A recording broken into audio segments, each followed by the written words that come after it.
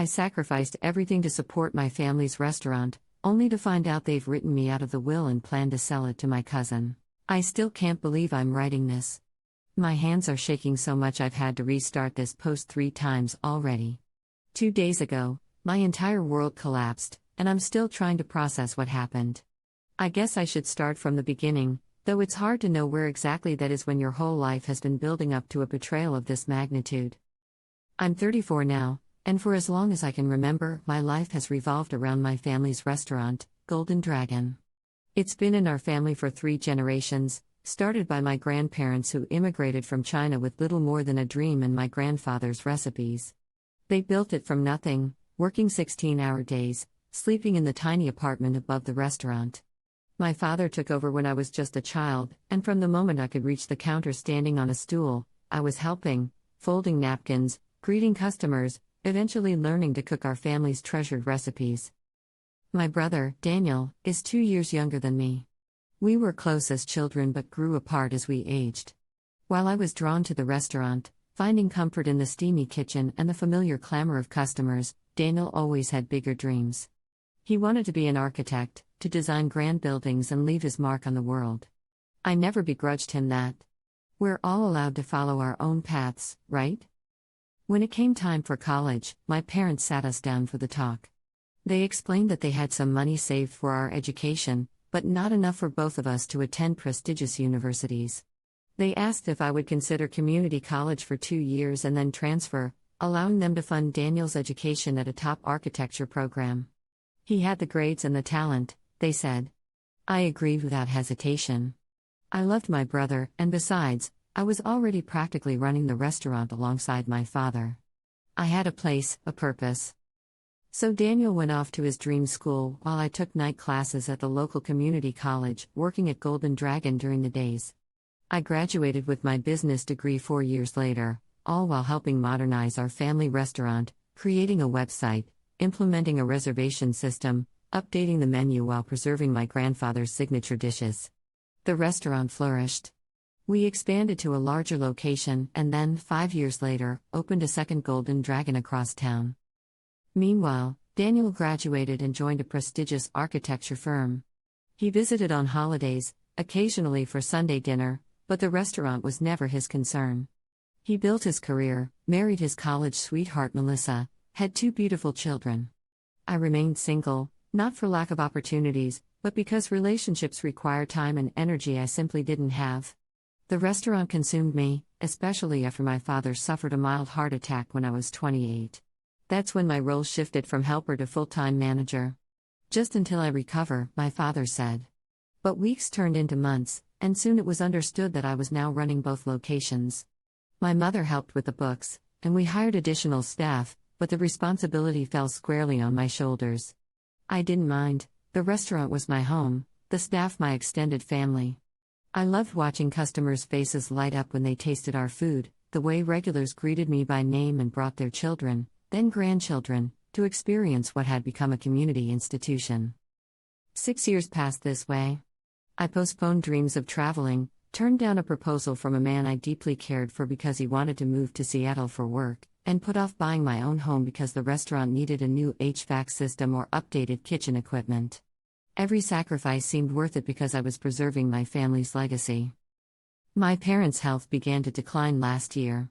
My father's heart condition worsened, and my mother was diagnosed with early-stage Parkinson's. They decided to officially retire, though they still came by the restaurant several times a week. They spoke constantly about how proud they were that Golden Dragon would continue into the 3rd generation of our family.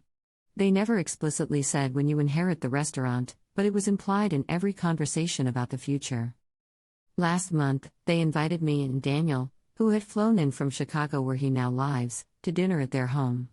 They wanted to discuss the future and getting their affairs in order. I brought my mother's favorite dessert, prepared it specially myself. I remember how she smiled and patted my hand, saying, "Always taking care of everyone, Arlene." The conversation was general at first, how they'd updated their wills, organized their finances, the usual practical matters. Then my father cleared his throat and said they wanted to discuss Golden Dragon. My heart swelled. Finally, we were going to officially talk about the transition of ownership. I'd been operating as the de facto owner for years, but this would make it real.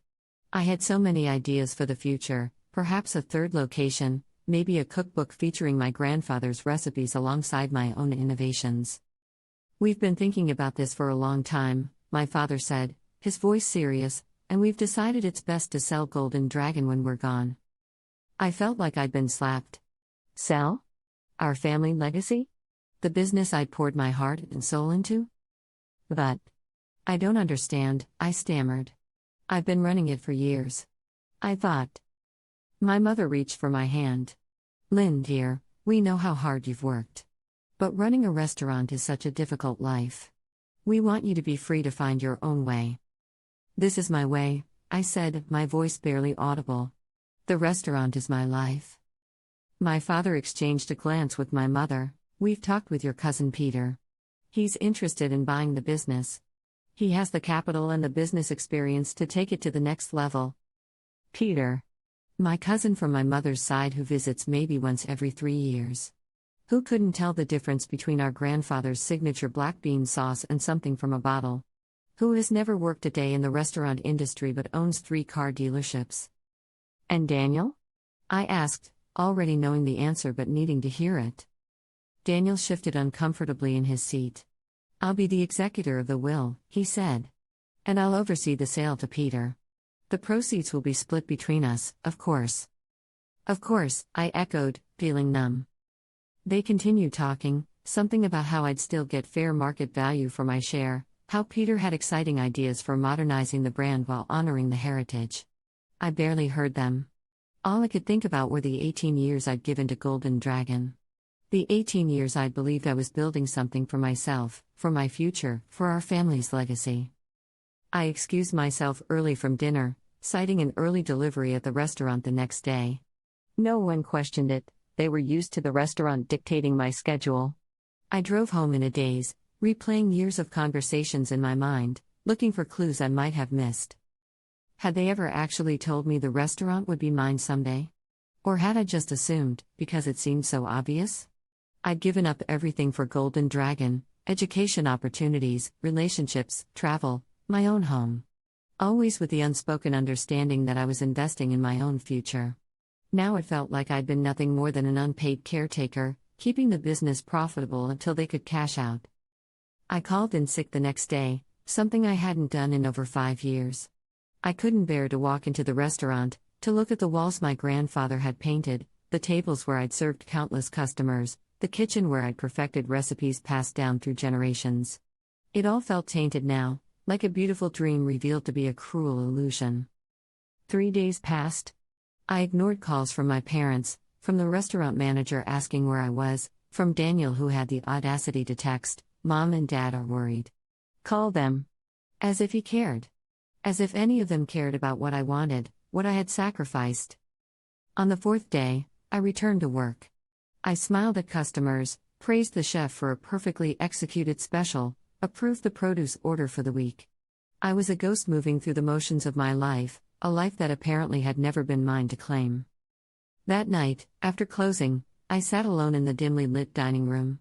I ran my fingers over the carved dragon on the host stand, a piece my grandfather had commissioned when they opened the original location. I thought about how he and my grandmother had built this place from nothing, how proud they would have been to see it flourish. And how devastated they might be to know it would be sold to someone who saw it as nothing more than a business opportunity. Something broke inside me that night. Or maybe something finally clicked into place. I realized with startling clarity that I had 2 choices: accept that my life's work would be handed to someone else, or fight for what was rightfully mine. The next morning, I called a lawyer, not the family attorney who had drawn up my parents' will, but someone recommended by a chef friend who had gone through a messy business dispute.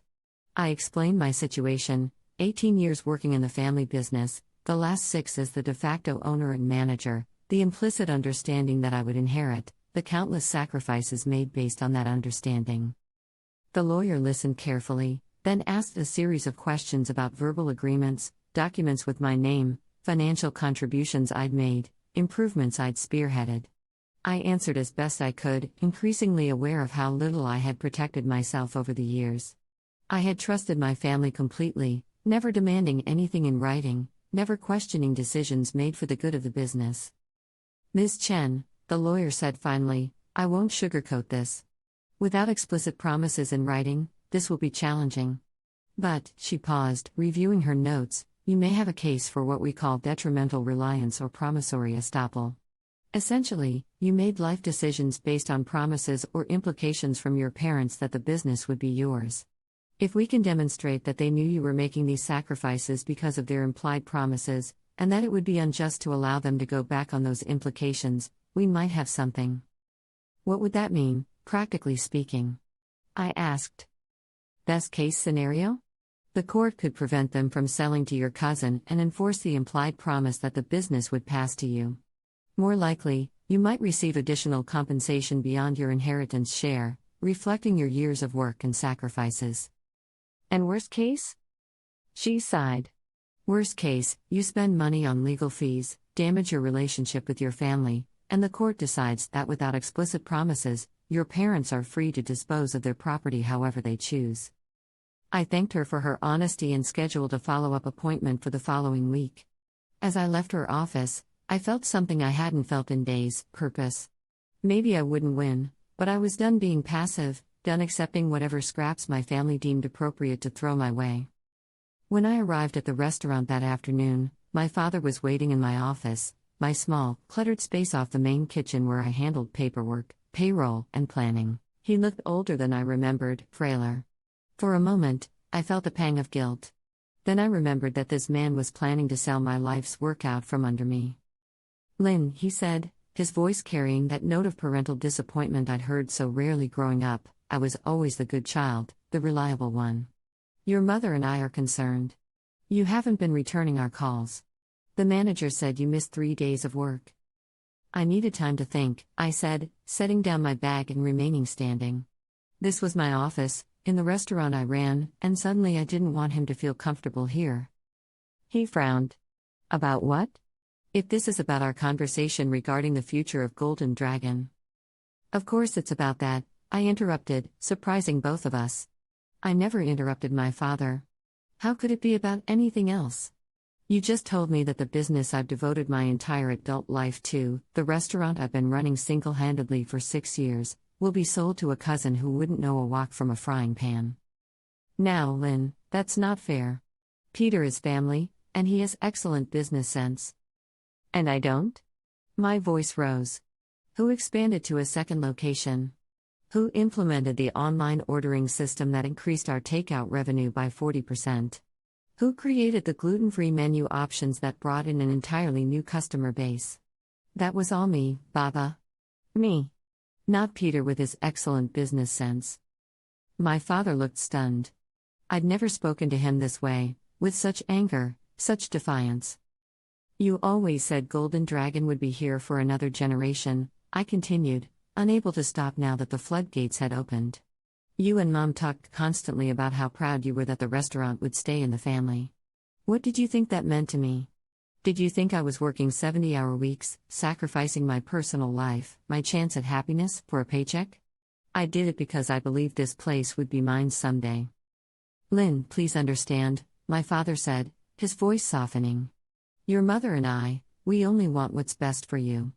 The restaurant business is so demanding. We've watched it take a toll on you." "That was my choice to make," I said firmly. "Not yours. We just want to make sure you and your brother are treated equally," he tried again. "The proceeds from the sale." "Equally?" I laughed, a bitter sound I barely recognized. "When has anything about how you've treated us been equal? Daniel got the prestigious university education while I went to community college. Daniel got to pursue his dreams while I stayed behind to help you. Daniel got to build a life with someone he loves while I was too busy running this place to sustain a relationship. And now Daniel gets half the proceeds from selling my life's work. Tell me, Baba, what part of that is equal?" My father's face crumpled. For a moment, I thought he might cry, something I'd seen only twice in my life, at his own father's funeral and when my mother was diagnosed with Parkinson's. But he straightened his shoulders, his expression hardening. "You're upset. We'll discuss this when you're thinking more clearly." He stood, wincing slightly as his knees protested. "Your mother and I love you, Lynn. Everything we've done has been out of love. As he walked out, I called after him, I've spoken to a lawyer. He stopped, turned slowly. What did you say? I've spoken to a lawyer, I repeated, my voice steady despite my racing heart. I won't let you sell Golden Dragon to Peter. I've earned the right to this restaurant, and I'm prepared to fight for it. The look on his face, shock, betrayal, and yes, a flash of fear, should have made me feel guilty. Instead, it was confirmation that I was finally standing up for myself, that my threat held weight. You would sue your own parents? He asked incredulously. You would steal my future? I countered. Everything I've worked for?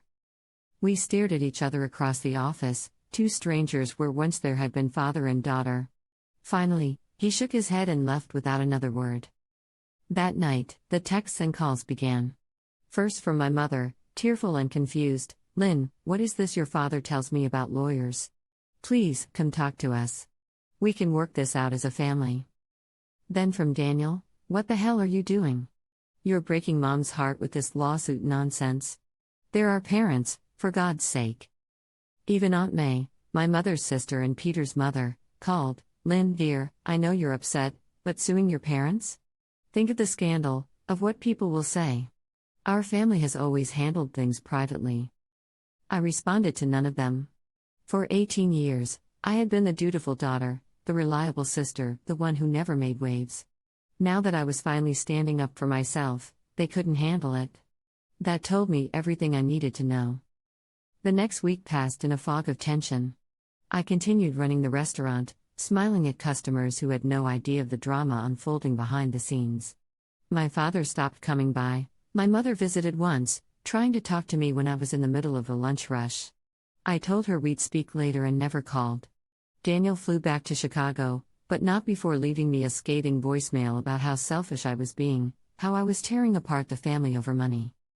That's when I realized they truly didn't understand. This wasn't about money. It had never been about money. This was about recognition, about honoring promises, about my life having value and meaning beyond being the family workhorse. This was about justice. My follow-up appointment with the lawyer was productive but sobering. She believed we had a case but warned me again that family business disputes are messy, expensive, and emotionally draining. Are you prepared for this to get ugly? She asked. For family secrets to be exposed in court? For relationships to potentially be permanently damaged? I thought about my father's disappointed face, my mother's tears, Daniel's anger. I thought about 18 years of my life devoted to Golden Dragon, about the future I had planned, about the pride I felt every time a customer raved about a dish I'd perfected. Yes, I said. I'm prepared. We filed the lawsuit the next day. The core argument was promissory estoppel, that my parents had made implied promises that the restaurant would be mine, that I had relied on those promises to my detriment, and that it would be unjust to allow them to renege. We included detailed documentation of my contributions to the business, testimonials from employees about my role, and financial records showing how the restaurant had thrived under my management. The response was swift and devastating. My parents, advised by their attorney, cut off all contact. The family attorney sent a formal letter stating that any communication should go through legal channels. I was still allowed to manage the restaurants. They couldn't afford to remove me without disrupting the business, but the warmth and connection that had defined my relationship with my parents was gone. Word spread quickly through the extended family and the tight-knit Chinese American community in our city. People took sides. Some relatives stopped coming to the restaurant, telling mutual friends they couldn't support an ungrateful daughter who would sue her own parents. Others quietly expressed support, sharing stories of their own family business disputes, of promises broken and contributions unrecognized. The hardest part was continuing to run Golden Dragon amid the chaos. I put on a brave face for the staff, many of whom had been with us for years and were like family themselves. They knew something was wrong. It was impossible to hide the fact that my parents no longer visited, but I shared only minimal details. We're having a disagreement about the future of the restaurant, I would say. But nothing will affect your jobs or our commitment to our customers. 3 months after filing the lawsuit, we had our first court date, a preliminary hearing to determine if the case had merit and should proceed. I sat on one side of the courtroom with my attorney, my parents and their lawyer sat on the other. Daniel hadn't flown in for this hearing, but I knew he was in constant contact with my parents. We didn't look at each other, didn't speak. The gulf between us felt insurmountable. The judge, an older woman with keen eyes and a no-nonsense demeanor, reviewed the filings and asked pointed questions of both attorneys. She seemed particularly interested in whether there was any documentation of promises made to me about inheritance, and in the extent of my unpaid or underpaid labor over the years. At the end of the hearing, she made her ruling: the case would proceed to trial. There was enough evidence of implied promises and detrimental reliance to warrant further examination. Trial was set for 6 months later. As we left the courtroom, I caught my mother's eye for a brief moment. She looked away quickly, but not before I saw the hurt there. A part of me wanted to run to her, to apologize, to go back to the way things were. But the larger part knew I couldn't. This wasn't just about me anymore. It was about every child who works in a family business believing they're building something for themselves, only to discover they're building it for someone else. The months leading up to trial were grueling. Discovery meant turning over emails, text messages, financial records, personal journals, anything that might contain evidence of promises made or contributions unrecognized. Depositions forced me to recount painful memories, to articulate all the ways I felt my family had taken advantage of my loyalty and labor. My parents' attorney tried to paint me as entitled, as someone trying to steal what rightfully belonged to them. "Your parents built this business," he said during my deposition. "They took all the financial risk. They worked the long hours before you were even born. What makes you think you're entitled to ownership rather than just a share of the proceeds if they choose to sell?" "Because they promised it to me," I replied, my voice steadier than I felt. "Not in a signed contract, but in 1,000 small ways over 18 years. When they asked me to give up a full scholarship to a 4-year university so Daniel could attend his dream school, and told me it didn't matter because someday the restaurant will be yours anyway. When they convinced me not to move to Seattle with my boyfriend by saying, 'How can you leave when your future is here?' When they introduced me to suppliers as the next generation of Golden Dragon. They knew exactly what they were doing, ensuring I would stay and work for below market wages because I believed I was investing in my own future." The most painful deposition was Daniel's. My brother flew in specifically for it, not bothering to contact me despite staying in town for 3 days. Sitting across from him in the conference room, watching him fidget with his wedding ring as he answered questions, I hardly recognized the boy who had once been my closest confidant. "Did your parents ever discuss Lynn inheriting the restaurant?" my lawyer asked him. Daniel hesitated. "They may have mentioned it in passing when we were younger. But never as a definite plan." "Were you aware that Lynn turned down a full scholarship so that your education could be funded?" He shifted uncomfortably. "I knew she went to community college. I wasn't aware of a scholarship." "Were you aware that she has been effectively running Golden Dragon for the past 6 years while your parents have been semi-retired?" "Yes, but she was paid for that work. At a rate of $55,000 per year, despite the restaurant grossing over $2 million annually under her management. Does that seem fair compensation for a de facto CEO?" Daniel's eyes flashed with anger. "I don't know what's standard in the restaurant industry. What I do know is that Lynn is trying to steal what our parents built, what they have every right to pass on however they choose. She's always been possessive about the restaurant, always acted like it was already hers." "And why do you think she felt that way?" my lawyer pressed. "Because she never developed any interests outside of it," Daniel snapped. "That was her choice, not mine, not our parents'. Now she wants to be rewarded for having a one-dimensional life." His words stung more than I expected. Was that how he saw me? As one-dimensional? As having no identity beyond Golden Dragon? I wondered if he ever considered that maybe I hadn't developed other interests because I was too busy working while he was off at college, building his career, starting his family. As the trial date approached, pressure mounted. Family friends tried to mediate, urging compromise. "This will destroy your family," one elderly friend of my parents warned me. "Is any business worth that?" My cousin Peter, the would-be buyer, reached out directly despite the lawyer's warnings not to. "Lynn, I had no idea you felt this way," he said when I reluctantly agreed to meet him for coffee. "I thought you were on board with the sale. Your parents told me you were looking to move on, maybe start your own restaurant concept." I laughed bitterly.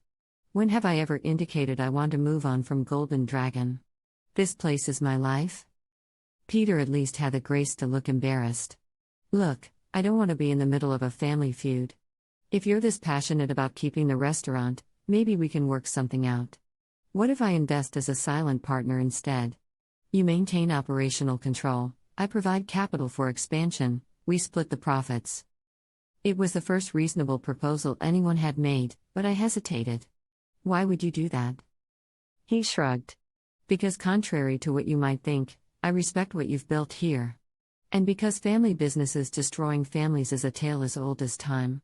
I don't want that for our family. I promised to consider it, to discuss it with my lawyer. It wasn't ideal, I'd still be giving up half the business to someone who hadn't put in the work, but it was better than losing Golden Dragon entirely. 2 weeks before the trial was set to begin, I received a call from a number I didn't recognize. It was a nurse from Memorial Hospital. My father had suffered a major heart attack and was in intensive care. Regardless of the lawsuit, regardless of the pain between us, I dropped everything and rushed to the hospital. My mother was there, looking small and fragile in the waiting room chair. When she saw me, she stood, uncertain. For a moment we just looked at each other, months of hurt and anger suspended between us. Then I stepped forward and wrapped my arms around her, and she collapsed against me, sobbing. He was so upset after a call with the lawyers, she managed between tears. He clutched his chest and couldn't breathe. I was so scared, Lynn. I'm still so scared. I held her, murmuring reassurances I wasn't sure I could keep. He's strong, I said. He'll pull through this. Daniel arrived an hour later, having caught the first flight out when my mother called him. He froze when he saw me, his expression unreadable. Then he nodded slightly, a silent acknowledgement of truce in the face of crisis, and went to embrace our mother. The doctor updated us. My father had suffered a severe heart attack, but they had managed to stabilize him. He would need surgery, and the recovery would be long. She warned us that stress could be deadly at this stage and advised keeping any upsetting topics away from him. We all knew what she meant. The lawsuit. The conflict tearing our family apart. I stayed at the hospital that night, dozing intermittently in the uncomfortable waiting room chair while my mother went home to rest at Daniel's insistence. In the early morning, a nurse took pity on me and allowed me a brief visit with my father, though he was heavily sedated and unlikely to wake. Sitting beside his hospital bed, watching the steady rise and fall of his chest, the monitors beeping reassuringly, I felt a complex tangle of emotions. Anger was still there, yes, but also fear, love, and a bone-deep sadness for what our relationship had become. I took his hand, careful of the fourth, and spoke softly. I'm still angry with you, Baba.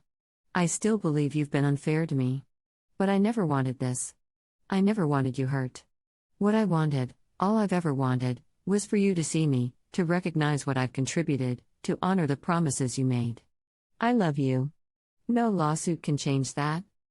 I felt a slight pressure on my hand, just the faintest squeeze of his fingers. His eyes remained closed, his breathing unchanged. But somehow I knew he'd heard me. After that night, things shifted. Not dramatically, not all at once. But in small ways that accumulated like snow, gradually transforming the landscape of our conflict. First, Daniel suggested we postpone the trial given our father's health. My lawyer agreed this was reasonable, and the judge granted a 3-month continuance. This gave us breathing room, time to focus on my father's recovery without the immediate pressure of court dates. Then, after my father's successful surgery, during a rare moment when all three of us, my mother, Daniel, and I, were alone in the hospital room while our father slept, my mother spoke up. I've been thinking, she said quietly, about what you said, Lynn. About promises made. Daniel tensed beside me, but didn't interrupt. Your father and I, we did always imagine you taking over Golden Dragon. You showed such passion for it, such talent. But as we got older, we worried. She twisted her wedding ring, a nervous habit she'd had for as long as I could remember. We saw how hard you worked, how little time you had for yourself. We thought. Perhaps we were being selfish, tying you to the restaurant. Perhaps selling would free you while still providing financial security. That wasn't your decision to make, I said, but without heat. You should have talked to me, asked what I wanted. Yes, she admitted. We should have. It wasn't an apology, not exactly. But it was an acknowledgement, and that was something. Daniel shifted uncomfortably. I never knew about the scholarship, he said abruptly. That you gave it up so I could go to Berkeley. Mom and Dad never told me. Would it have made a difference? I asked, genuinely curious. He met my eyes directly. I'd like to think it would have. I'd like to think I wouldn't have accepted that sacrifice if I'd known. It wasn't forgiveness, wasn't reconciliation. But it was the beginning of honest conversation, and that was more than we'd had in months. Over the next few weeks, as my father regained strength, we began discussing a settlement. Not through lawyers at first, but as a family, during quiet moments in the hospital room or at my parents' kitchen table after bringing my father home. It was painful, raw, with old resentments bubbling to the surface and new understandings emerging reluctantly. I've been thinking about Peter's offer, I told them during one of these sessions. About him investing as a silent partner rather than buying outright. My father, thinner now but with color returning to his cheeks, shook his head slightly. Peter called me, before. He gestured vaguely at his chest. Before this. He's withdrawing his offer to buy. He said he didn't realize the emotional complications. I felt a rush of vindication, quickly tempered by concern about what this meant for our negotiations. So what happens now? My mother exchanged a look with my father, one of those married couple glances that contained an entire conversation. We've been discussing an alternative, she said carefully. What if we transfer ownership of Golden Dragon to you now, while we're still alive, rather than through inheritance? My breath caught. You mean? You would become the legal owner, my father confirmed. With certain conditions. Of course there were conditions. There always were, but they were more reasonable than I expected. I would buy them out over 10 years, paying a below-market rate that acknowledged my years of undercompensated work. Daniel would receive an equivalent cash gift from our parents, drawn from their retirement savings and investments, to maintain equality between us. The original Golden Dragon location would never be sold as long as either of my parents was alive, a sentimental condition I was happy to agree to. And if this restaurant thing doesn't work out for you, Daniel added with the ghost of a smile, I know an architecture firm that could use an office manager. It wasn't a perfect resolution. There were still moments of tension, still hurt feelings and misunderstandings. The lawyers formalized our agreement, turning our kitchen table conversations into binding legal documents. But we didn't go to trial. We didn't expose our family's dirty laundry in open court. We found a way forward, together. 6 months later, we held a small ceremony at Golden Dragon. My father, still moving carefully but steadily recovering, handed me the keys to the restaurant in front of the assembled staff, regular customers, and family members. He said a few words about legacy, about how proud my grandparents would be to see their creation passing to the third generation. There were tears in his eyes when he embraced me. I'm sorry it took a lawsuit and a heart attack for me to listen, he whispered in my ear. I'm sorry I had to file a lawsuit to be heard, I whispered back. It wasn't the end of our story, of course. Relationships damaged by years of misunderstanding don't heal overnight. Daniel and I still have awkward moments. My parents still occasionally offer unsolicited advice about running their restaurant. I still sometimes feel the sting of those 18 years of sacrifice. But now, sitting in my office, truly my office, in my restaurant, reviewing the plans for a third Golden Dragon location, I feel something I haven't felt in a very long time, pride without resentment, accomplishment without sacrifice. I've created a life that honors my grandparents' legacy while building my own future, on my own terms. And that, after all, was all I ever wanted. So, Reddit, was I wrong to fight for what was promised to me, even though it nearly tore my family apart? Sometimes I still wonder if I could have found another way, a gentler path to the same destination. But then I remember all those years of unrecognized work, of assumptions that my time and dreams were less valuable than my brother's, and I know I did what I had to do. Legacy isn't just about passing down a business or a name. It's about passing down values, fairness, honesty, recognition of contribution. Sometimes you have to fight for those values, even when it breaks your heart to do so. Sometimes the most loving thing you can do for your family is to demand they see you clearly, even when that vision is painful. Golden Dragon is mine now, truly, legally mine. The work is still hard, the hours still long. But now when I fold dumplings using my grandfather's technique, or taste test the black bean sauce to make sure it matches his recipe, I know I'm not just preserving someone else's dream. I'm building my own.